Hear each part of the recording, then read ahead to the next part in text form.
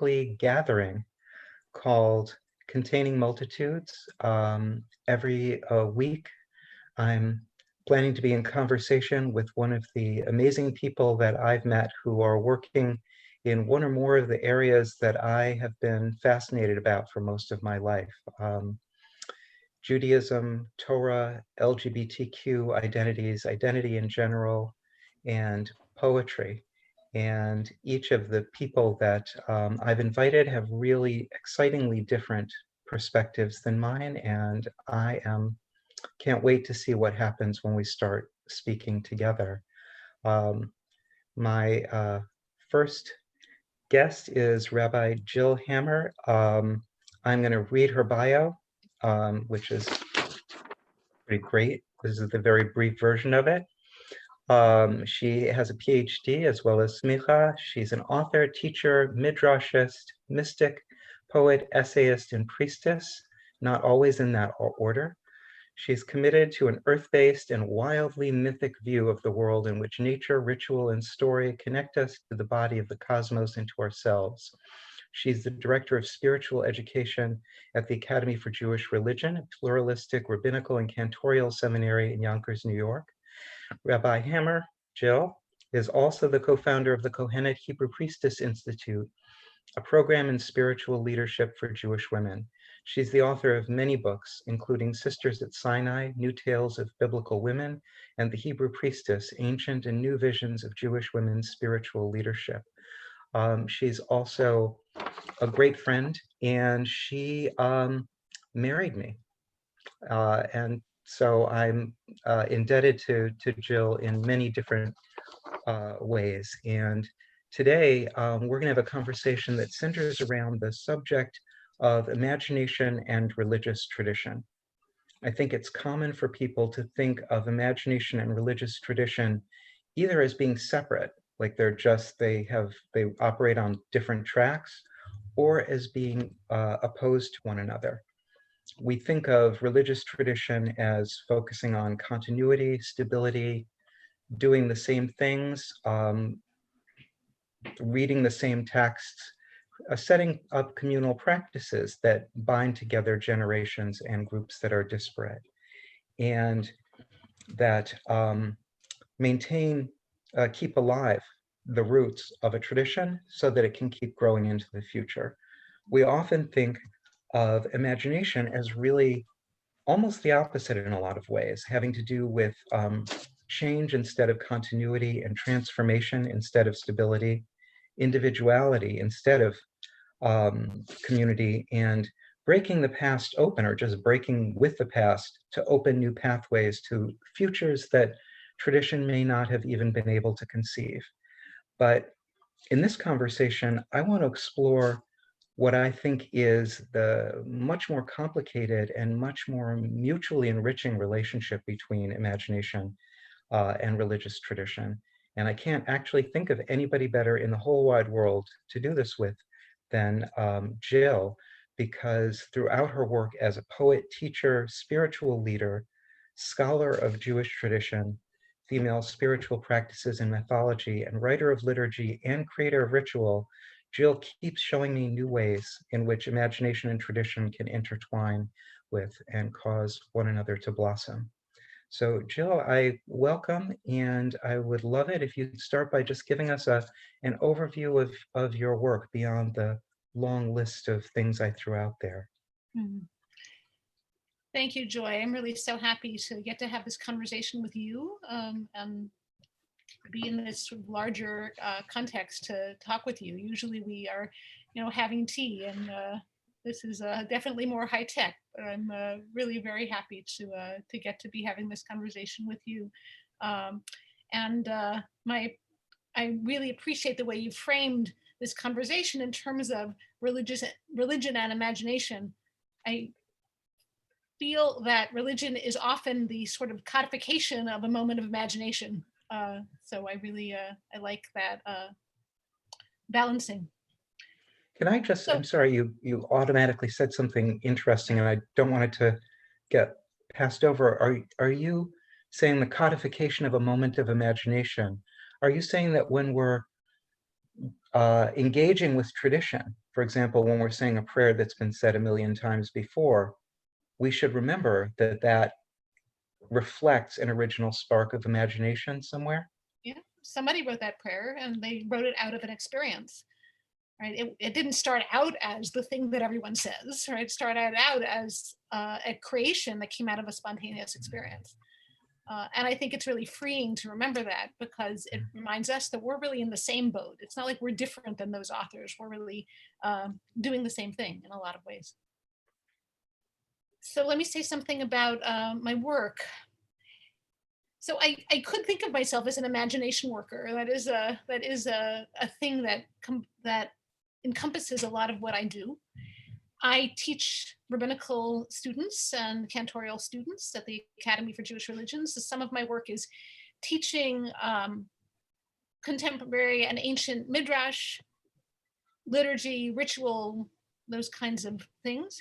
As you said, I also teach for the Kohenet Hebrew Priestess Institute. So I teach a more sort of folklore-based, feminine-oriented version of Jewish practice and ritual. And the work that I like to do really has to do with how we meet the experience of living in the world, of being spiritual people, how we express what that means to us. So what are the stories we tell ourselves about that? What are the stories we inherit about that? And how can we be creative with those narratives that we've received? So I'm interested in that, for example, in the area of midrash, in the area of narratives that Jews have created around sacred text. How can we go deeper into these stories? How can they mean more for us? How can they address what's happening for us right now? I'm interested in the area of liturgy. How do we translate and create liturgy that is going to feel connected to the tradition, feel connected to antiquity, but also be relevant and meaningful to contemporary people? It's also important to me in terms of ritual. Like, how do we create ritual that doesn't feel alienating or doesn't feel rote, but feels alive to us and does the transformative work it's supposed to do? So those are some of the areas I like to work in and write about. And I both am interested in scholarship and write scholarship, and I also like to express myself creatively. So I've translated the prayer book a couple of times. I regularly am doing creative work around those topics. And also interested in the nexus of ritual and magic, and how do we think about the ways that we are magical people and live in a magical world. And that's really the work of imagination too. Thank you. I think, can I say one more thing? You can say as many things as you want. I want to say something about the ways that imagination is liberating also, that this is also liberation work. Because often certain kinds of imagination are threatening to established religious traditions, and those kinds of imagination often get ignored or put aside or forbidden. And that often ends up meaning that those traditions don't address areas that are really of importance to people on the margins. And when we use our imaginations, we can reopen some of those doors. Can I ask you a question or two about that? Because that's a great, it's not a separate perspective. I know that that's woven all the way through all of the different kinds of work you do around this, but you refer to kinds of imagination. And do you find either personally or collectively that there are different kinds of imagination?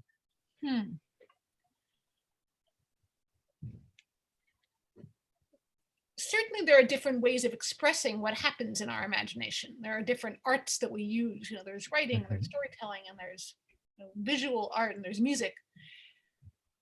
And I think I was also maybe alluding to the ways that, at least in my contemporary life, we think about imagination as something we do for the creation of art.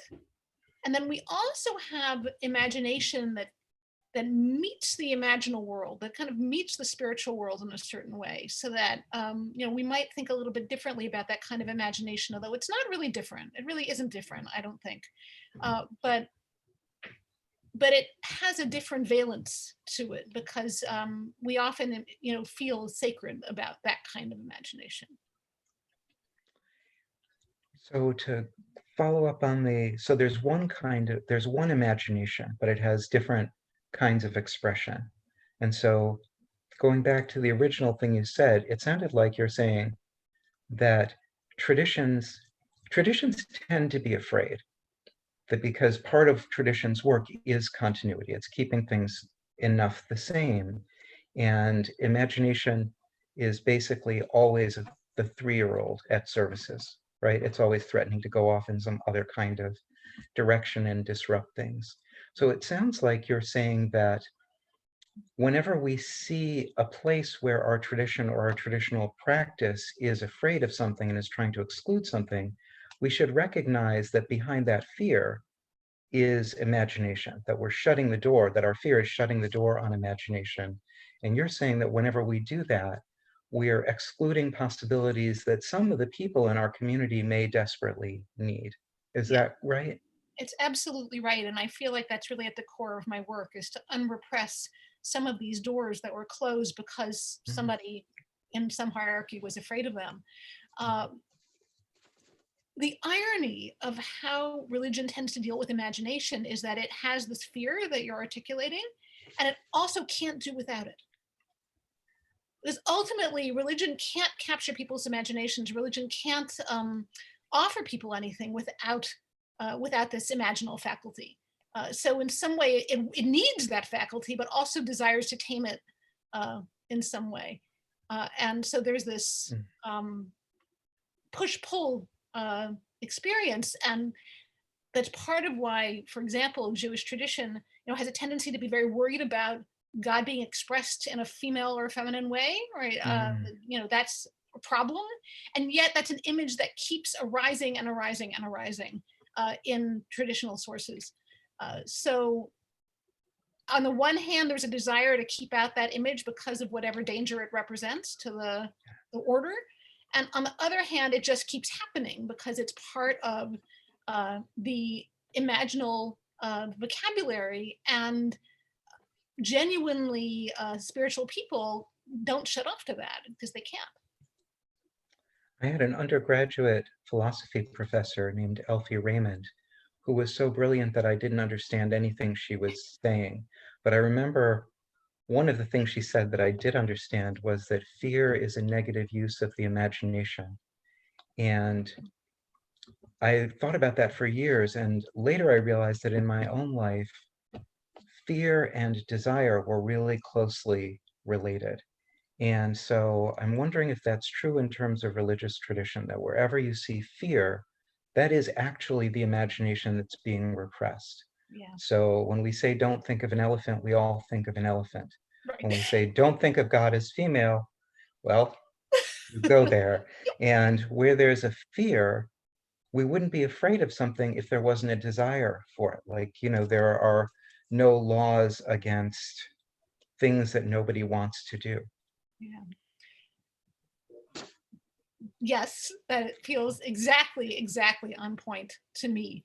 That it's sometimes that's how I read biblical text. Like I look in the text, I look for what they're scared of, and I'm like, oh, let's go a little bit deeper into that. That was interesting. Right, because as you say, no one's afraid of things that aren't compelling that nobody's going to do. Right, people are afraid of things challenging their system because they're interesting and exciting. Um, yeah, I think that's absolutely right. And I I suppose we should also acknowledge that traditions are trying to do something that is functional for the human community, right? They're trying to create structure. They're trying to create community. So it's not just that the tradition is from some sort of malformed entity that is attempting to destroy imagination. That's not it, right? They have needs around structure, and they also have these that sometimes turn into oppressive structures, right? And they also have this need for imagination. But for those of us who are really pulled in the direction of sort of a free imaginal realm, like we're the ones who are going to go looking for the things that everybody's afraid of and say, oh, let's see what that is. Why is everyone afraid of this? Maybe there's something worth looking at here. Because that appeals.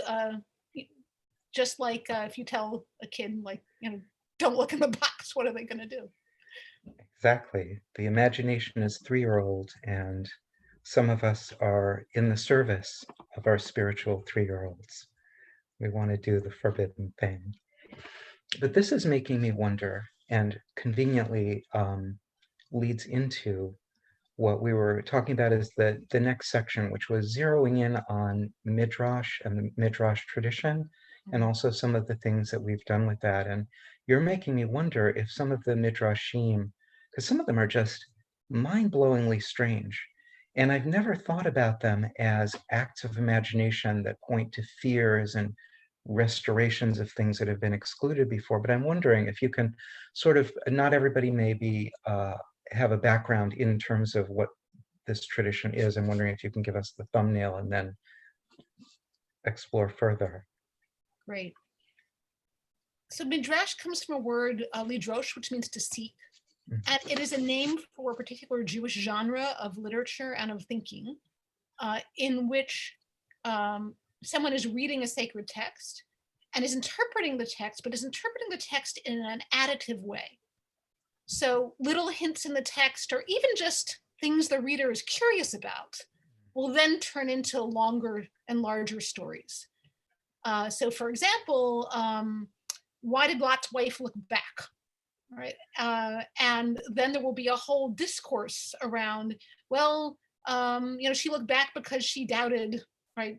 She doubted God's power to destroy the city, or she looked back because she still had children living in the city and she wanted them to follow her. Right. So we have these two different ways of understanding that scene, both of which give us a completely different picture of the person, right, who's being depicted in the text. So midrash is necessarily right on the line between interpretation of what already exists and imagination into what doesn't exist, which is probably why I love it so much. And it has been done in different ways over time, basically since the beginning of Jewish history. And certainly we have midrashim, from the 2nd century CE forward, in different genres as time goes on, and it's still being written, painted, composed today. And it's interesting to note the differences in how people tend to create midrash today, and also that there's still a lot of similarity, because the classical midrashists, of the 4th, 5th, 6th, 7th century CE were really comfortable using their imagination to add things to the text that clearly are not there. Right? I mean, if you're reading in any kind of literal way, right? But they feel it there, or that's how they visualize the text, and therefore they tell it that way. And that becomes the that becomes the text for them, and it's some amalgam of themselves, right? And the text that they're reading. Can I pause here? Because it seems like you're describing two different processes that feed into the creation of midrash. One is, as you pointed out, the word comes from the verb that means to seek. So that's about curiosity, you said, that's about desire, right? That's the imagination. And a therapist of mine said that people are only curious when they feel safe. So that would be the seeking out of curiosity would not be an act of fear, that kind of protection of tradition and imagination, and it leads into new places.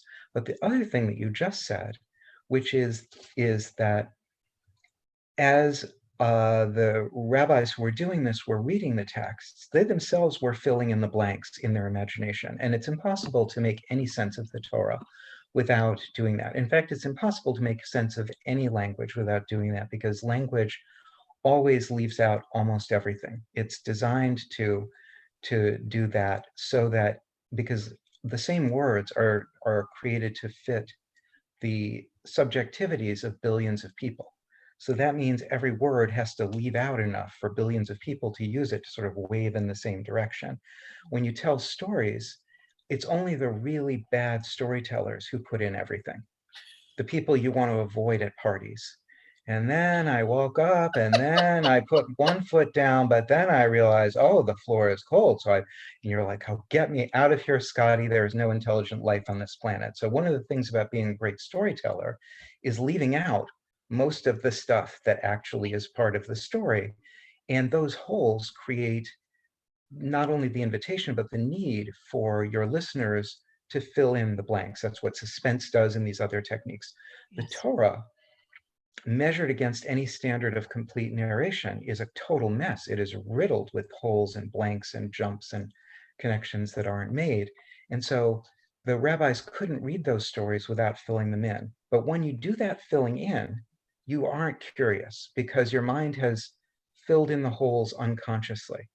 So are you saying that Midrash works out of both the conscious curiosity and seeking plus the unconscious imagination, or am I getting that wrong?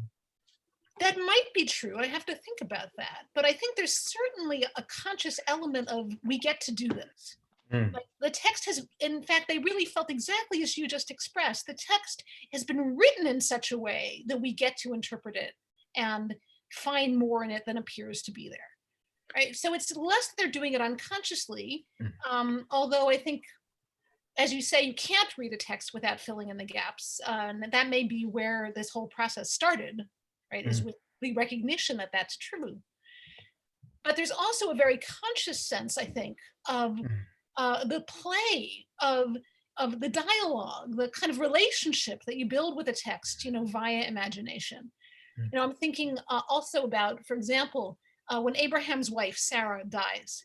It doesn't say why she dies, and then, they have to find her a grave, but there's no story. As you say, the Bible doesn't often tell stories unless it regards them as extremely relevant to the, the point of the, of the narrative. And so, you could choose to use a reading strategy where you say, okay, we don't know why this character died. Nobody told us. But that's not the reading strategy they used, right? They say, well, there must be something here. And so they look at the fact that she dies immediately after the story of the binding of Isaac. And they say, oh, this is why she died.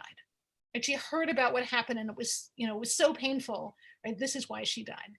And so not only do they get an answer to their question, which I guess you could regard as kind of prosaic, but now they have so much more story, right? They have so much, they have the tragedy of this woman's death, and what happens to her in her last years, in a way that is really compelling and isn't explicitly in the text, but the gaps are there, right? And the juxtaposition is there. Those things are real. But and they're sort of they're going into that empty space and saying there must be something that was left. It's like a treasure hunt, right? There must be something that was left here for us to find. And often as they do this, they're unrepressing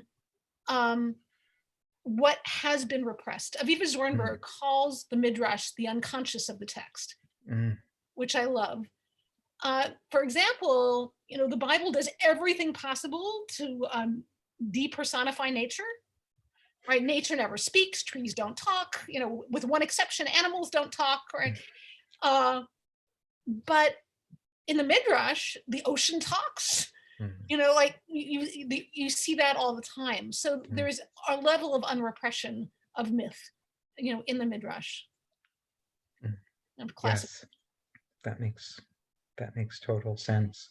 So in the case of the Sarah dying, I'm noticing that one of the holes that they notice, and if there are aspiring midrashists out there, Jill just sort of gave you the formula for creating your own midrash, is to first of all notice what isn't there.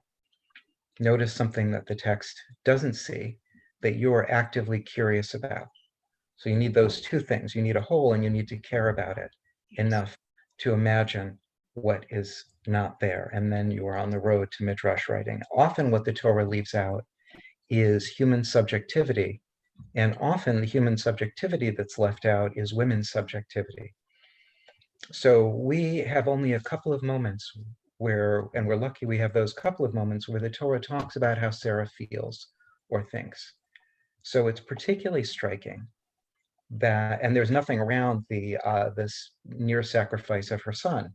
So it's particularly striking that that's what the rabbis restore in that midrash. And it makes me wonder if you are implying that they were unrepressing some of the horror of the Akedah, of the scene of the binding of Isaac and the near sacrifice. Absolutely. Absolutely, I think they were doing that. One of the things that Midrash does is to also let you know something about the feelings of the reader around the text, right? So that the text essentially represses Sarah entirely in that piece of the story, right? Abraham never tells her what happened. She's never asked if, is it okay if I take your kid up the mountain and kill him? It's, the mother just disappears. It's like a Disney movie. The mother just disappears from the story.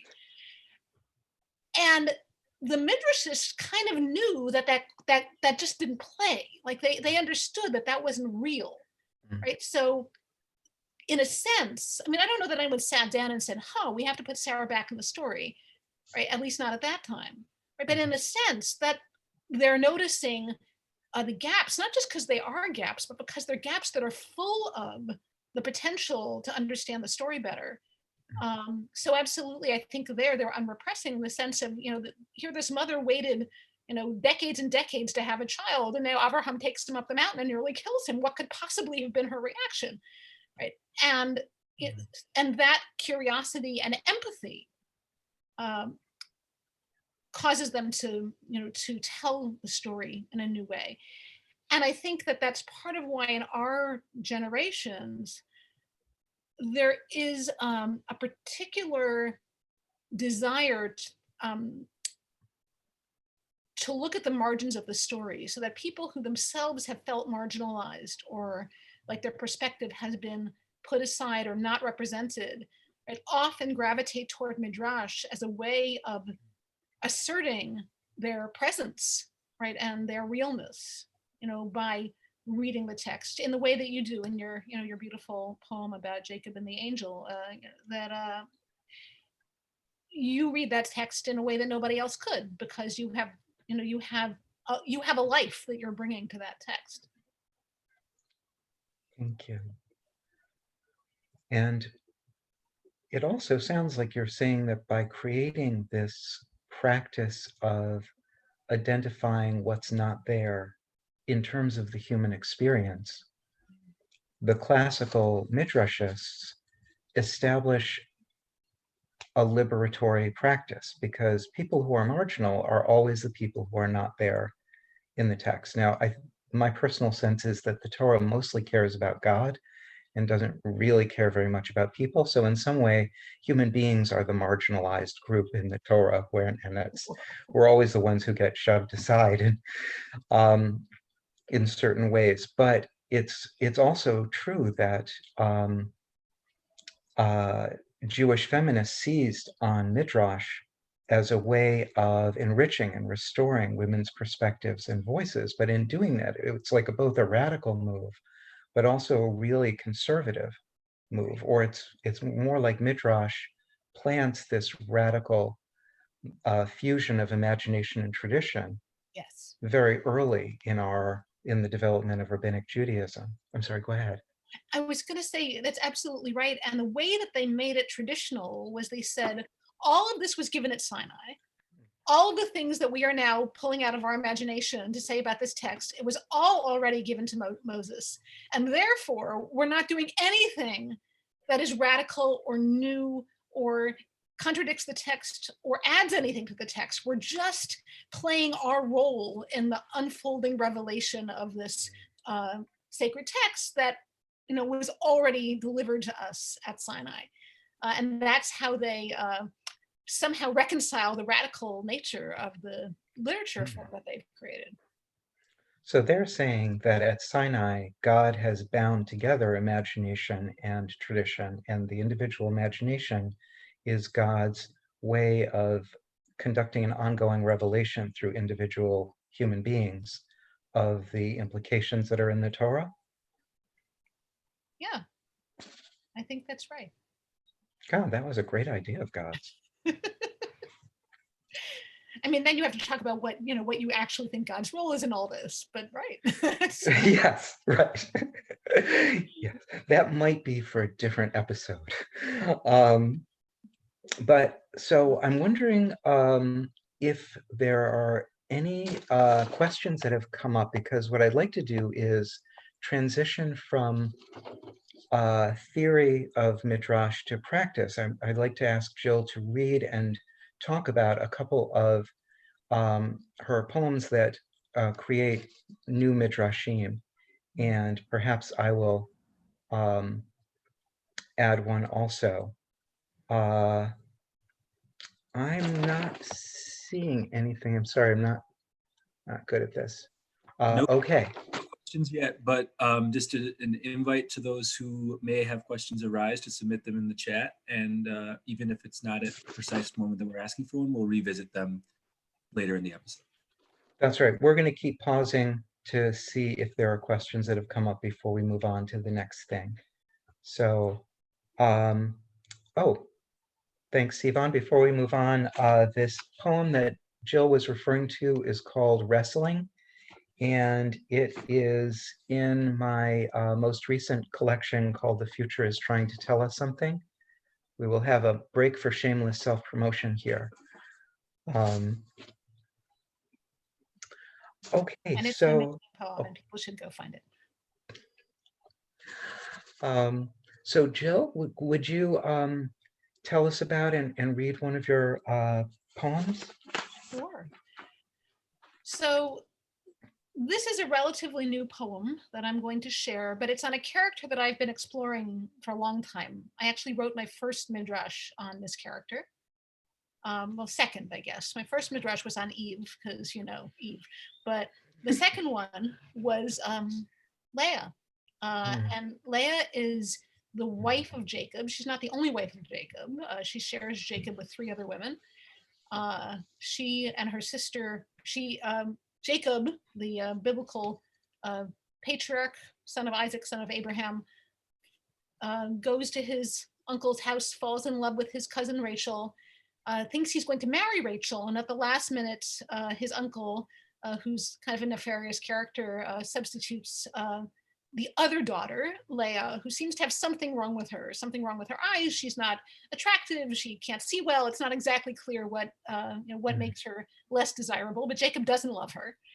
But he ends up married to her, and then he marries the woman he's really in love with, Rachel. And so that sets up a dynamic, among these people. And then there are two maidservants who get thrown into the picture. And the tension is that although Rachel is the beloved, Leah is the one who keeps having babies, and sort of providing value in the patriarchal system in that way. So there's a sense in which, and Jacob is buried with Leah, and he's not buried with Rachel. So there's a sense in which Leah somehow, takes a role in his life that he never really wanted her to have, but that ends up in some way superseding her sister, who he loved. And the last thing I'll say is an introduction to the poem is that later midrash in the Kabbalistic era, right, and there's a whole genre of Kabbalistic midrash, understood Rachel and Leah as sort of 2 types of this divine feminine. Rachel being the type of the revealed divine feminine, and Leah being the type of the hidden divine feminine. And can you explain what that means? I'll try. Yeah, I'll work with it. In the Kabbalah, there is an elaborate array of images of God that are different from one another. So God has multiple facets, kind of multiple characteristics. And those characteristics can be represented as things like the moon or the ocean, but they're really spheres within the divine. And some biblical characters are understood to echo these particular divine attributes that are called sphirot. And the sphira that Rachel is associated with is Shekhinah, is Malchut, is the feminine as connected to the earth and human beings. And the feminine that Leah represents is called the Ima Ilah, the upper mother, who is in fact the one who births the cosmos, but who people don't have access to in the same way. Mm. And they're both considered to be faces of God. And what this tradition about Jacob and Rachel and Leah says is that the reason Jacob doesn't love Leah is that he can't see her. Like she has a hidden nature. Mm. He loves Rachel because her reality is clear to him, is present to him, and he just can't relate to Leah. She represents something that is not revealed to human beings. I feel like anybody who was dated in high school understands the difference between these two types. Awesome. So I wrote this poem and I've written a lot on Leah. She's a character that I've always felt very close to. In this poem just sort of came out in which I thought about, the poem is called Leah or the Real. And in some ways it's about how we marry the real world rather than the world we wanted. So it's called Leah or the Real.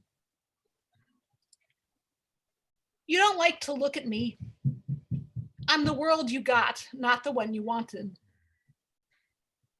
I was the one under the veil all along. Misshapen womb for all that perfect seed. All your love wasted.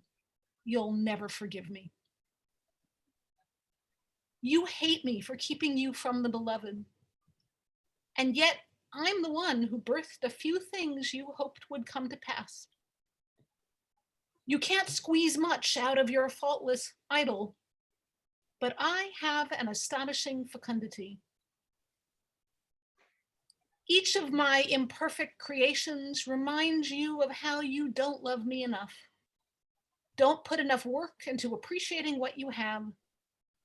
You hate me for being what you've got, but my, will you be sorry when I'm gone?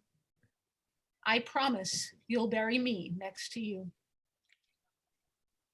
Something's not quite right about the face I show you. The eyes don't match. Your gaze can't alight on my asymmetrical form. As I lean muttering over the laundry, what you don't know and can't learn. I am right now birthing another beginning you could treasure. My all too solid legs are pillars of the temple. Praise comes out between them.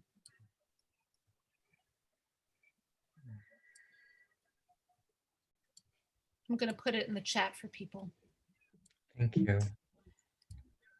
While you're doing that, I want to note that some midrashim retell stories like in the third person, but some, like what you're of traditional midrashim, some of them give us access to the voices of characters that don't get to speak or don't get to speak at those moments in the Torah. And clearly this poem comes from the latter tradition.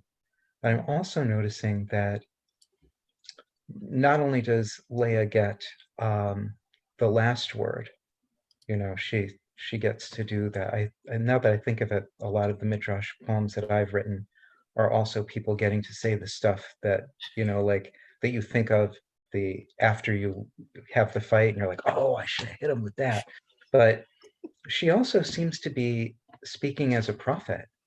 She seems to have a vision of the future that she's implying Jacob doesn't have. Am I hearing that correctly? Yeah, I think that's part of what came out as I was writing the poem. The in the Kabbalistic model that I talked about earlier, right? Leah is the one who's identified with the sphere, with the realm called Bina, understanding. So in some way, she represents knowing, like that is her gift, right? Rachel's gift is sort of being, right? And Leah's gift is knowing. And I should say that that's also quite consistent with the way that the traditional midrashists understand the matriarchs. They're all understood as prophetesses. So something like that, I guess, is coming out here. I wanted to say one thing about the last line of the poem. Leah has 7 children, 6 sons and 1 daughter. Her 4th son is named Judah, which means praise. And her 3rd son is Levi, who becomes the line of the priesthood. So that's happening in here as well. So what were you seeking that led you into this poem, and what do you feel you discovered? And was what you were seeking what you discovered, or did they not match up exactly? I think it had been a long time since I went back and looked at this story. I did a lot of work with it early in my midrash writing. It was work that was definitely meant to deal with wounds and issues in my own life.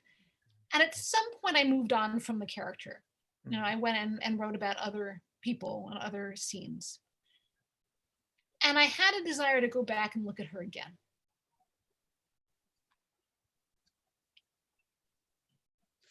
And from a perspective, decades later. And I saw something I think I hadn't seen before, which was the ways that Rachel gets to be the one who's never really attained. There's some way that, she dies young, right? She doesn't have the children, she wanted to have. Like, there's a way that Rachel is sort of, there's a distance between her and Jacob that's never really covered. And somehow Leah is the one who Jacob doesn't really want to be with, but nevertheless is closer to him in a certain way. Anyway, in some of the ways I feel that text. And so there was something about that for me. There was something about that, the Leah who is like the reality that we wish wasn't the reality. It's not perfect enough. It's not what we asked for, but it is what partners with us to make life. And when I saw that parallel, that was really what sparked the poem. Beautiful. This is not at all a fair question, but I'm wondering whether in your poem you see them as ending up loving one another, or do they just get stuck with one another?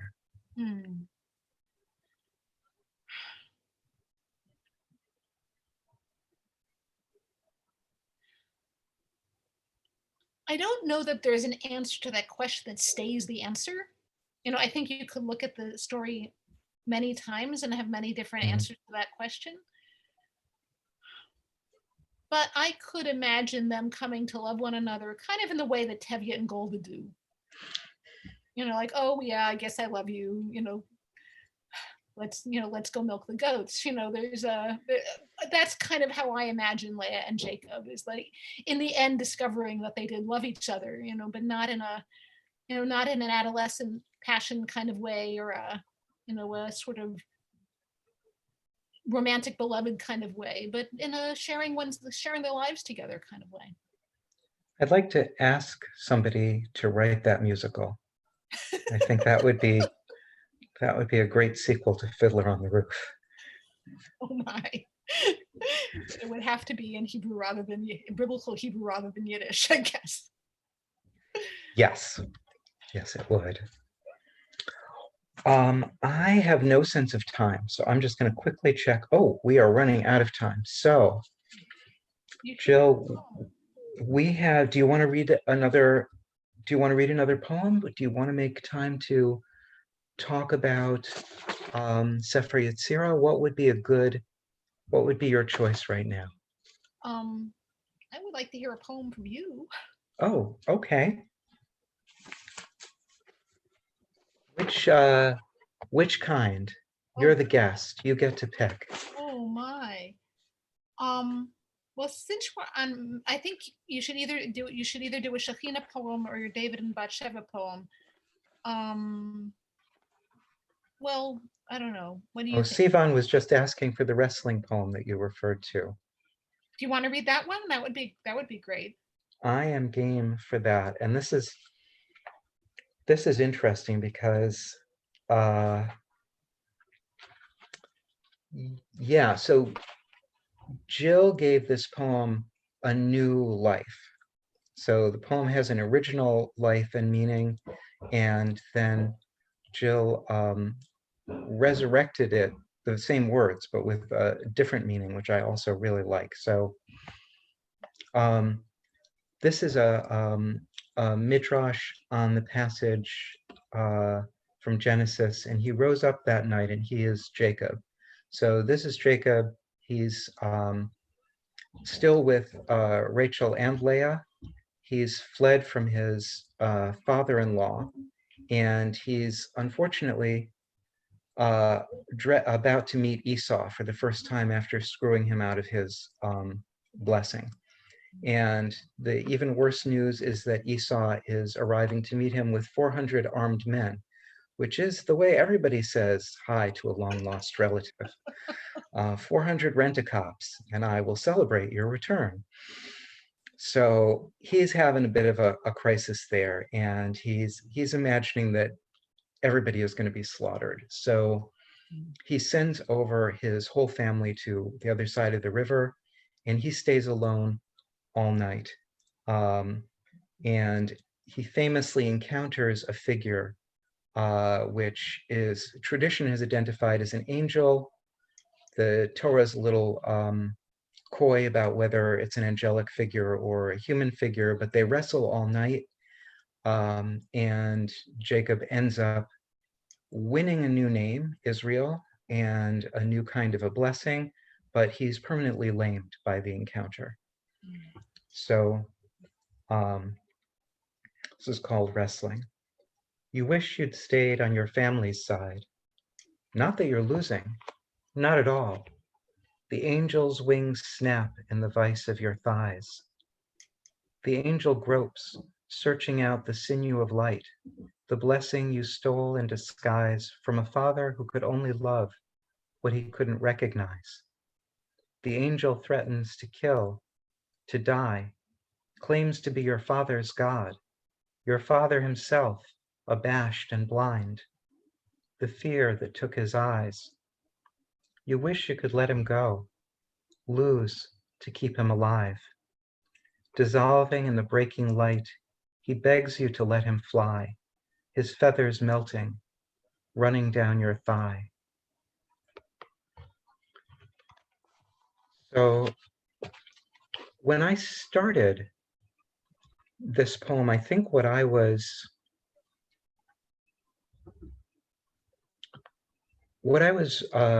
seeking in the Torah was something that would speak to my sense of being a wounded child, like that I had to hang in there with my family. Maybe all I'm saying is I'm a child who had a childhood. But anyway, I had to hang in there with my family, and the hanging in there meant that I was wounded.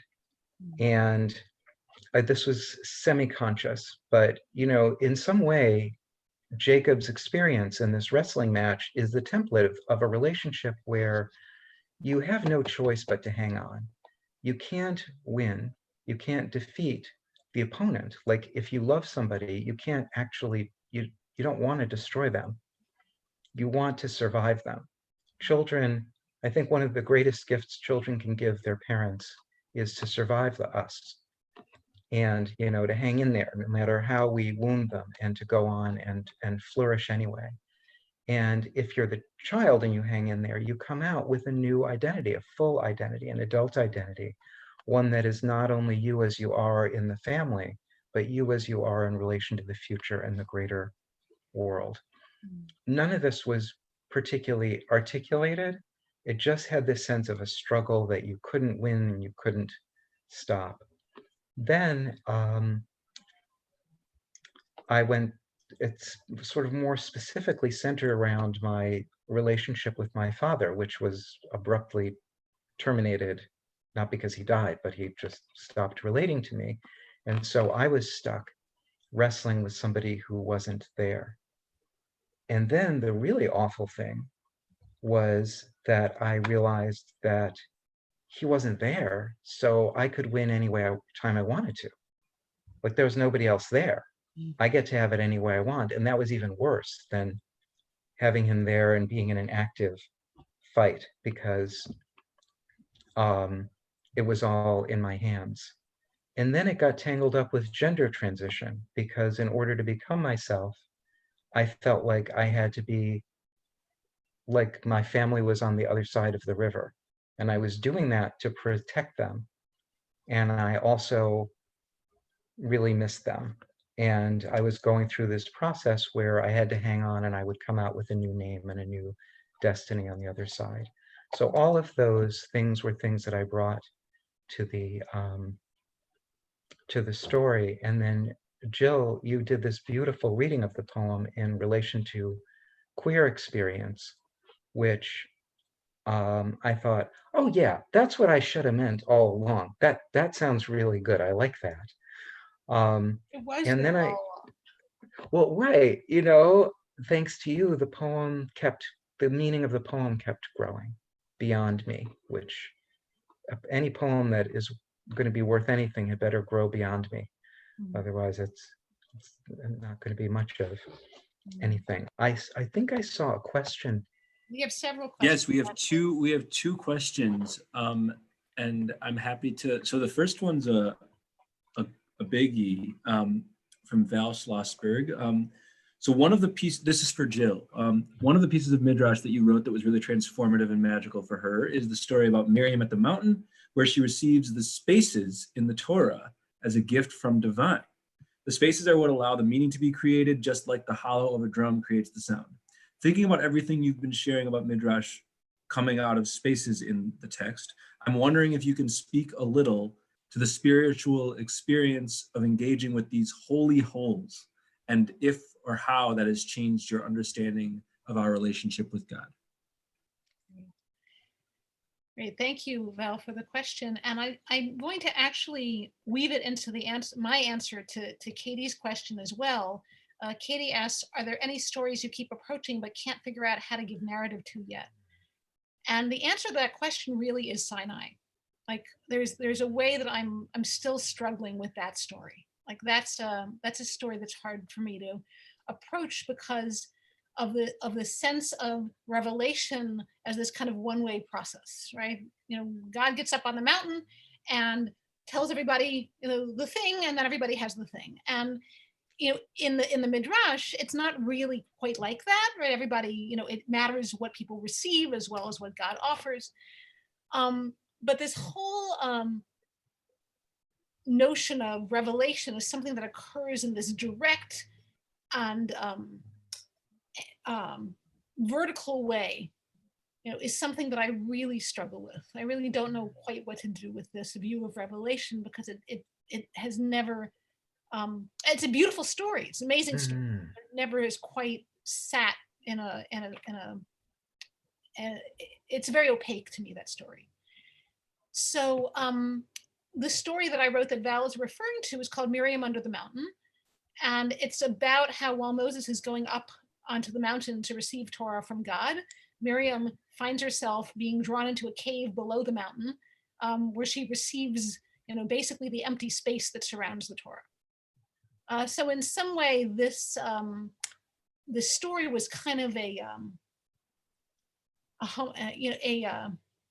descendant of other feminist poems in which Miriam, you know, somehow edges in on revelation and, you know, receives the, you know, the white spaces, you know, the opportunity for midrash, basically.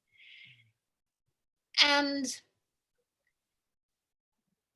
you know, looking back at that story, what I love about that is that what Miriam receives is not about content as much as it is about depth. Right? Miriam receives space, right? She receives the opportunity for meaning to grow, right? Rather than a defined meaning. And I think that there's something that's so resonant for me still with that what Miriam needs to receive is the place where the divine and human meet. Right? Not a specific communication, you know, like, you know, you would give to a messenger to carry to the next office, you know, but a space within which meaning can be co-created. That's you know, that's really how I think about revelation. So the story at Sinai that you imagined for Miriam gives the story of Sinai everything that you feel is not in the Torah version. Would that be right? Yeah, I think that's right. I mean, in some ways, Jung talks about the ways that the up direction and the down direction are both sacred directions. Mm. But in the Bible, the up direction tends to be the sacred direction, right? You go up mountains, you go up to clouds. That's how you contact the divine realm. And like lots of like millions of other people, I'm kind of frustrated with that narrative. I love the idea of the cave as a place of revelation, and that actually is also quite classically traditional. I mean, you see revelations happening in places of depth, and that that feels important mythically. What you just said reminds me of these lines from the poet Cesar Vallejo that I love, which is he's a very exclamatory poet. He's a Spanish language poet. To rise always and never go down. Don't we rise really to go down? Yes. That's awesome. I think there was a request by Tori to speak about the queer reading of the wrestling poem. Okay, I'll do that. And then maybe you want to say if there's a story you haven't figured out how to narrate yet. I'm hoping we'll run out of time, but we'll see. Okay.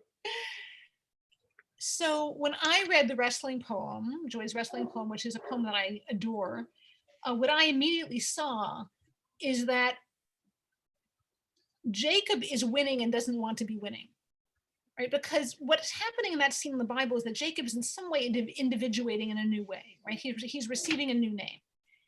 And and the wrestle with the angel kind of allows this individuation, this sort of new identity to emerge. And what I saw in Joy's poem was that the angel is winning, right? The new identity is happening. Like there's nobody can do anything about that. That's what's happening. And the angel, who is the father, is ultimately losing, right? Is ultimately not going to be able to keep that new identity from forming. And yet the wrestler feels obligated in some way to keep wrestling with the father, to keep sort of preventing him from knowing that he's lost, right? From knowing that there really is nothing that he can do to hold on to the identity that was never real to begin with. And I think, I mean, Joy, I for me, that so spoke to the ways that you have become a voice for the development of new identities, even when families and societies get sad about it, or are rejecting of it. Thank you. And it gives me an opportunity to say that one of the things that I got out of my very, very bad divorce was I got to really hear about the process of mourning that happens when we outgrow or leave behind identities that people who love us identify with us. And in some way, it's strange because in some way I feel like the person that I was growing into would not have been whole if my ex hadn't opened my heart to the pain of loss of the people who loved me. Because somehow that loss is where the love that we had was, where the reality of that love was. And also because I think my wish was to grow into somebody who would just start fresh. This would be sort of like a very small but beautifully luminescent soap bubble self, where there's not much inside it. It's floating off. It's not very large. It's kind of perfect, but it doesn't hold any of the suffering and messiness of the life that came before. And that wasn't really the person that I needed to grow into being. I needed to grow into a person whose new self included all of the truth and all of the love and all of the loss and grief of the self that had come before. And I think in the wrestling poem, it is an attempt to freeze at that moment of becoming and loss and failed try to for protection. And also maybe what you just said maybe made me realize the acknowledgement that the people who are holding you back are also the people who are enabling you to grow into who you need to be. Like, you're going to grow through the people you love, whether they like it or not. Something that I will try to remember the next time I have a fight with my 16-year-old. Oh, he's just growing into the person he has to be, whether I like it or not. Right, you are. Wow. I think we are probably, yes, we're out of time. And Jill, I want to thank you so much for doing this. What a treat it has been for me to have this kind of time with you. Thank you. And thank you so much for the incredible work that you've done and continue to do. For those of you who don't know Jill's work, you just caught the tiniest glimpse of how mind-boggling and life-expanding and generous it is. So, as Hillel says, while standing on one leg, go and learn. Thank you, Joy, so much. This was a wonderful conversation. I feel like it's going to resonate inside for a long time.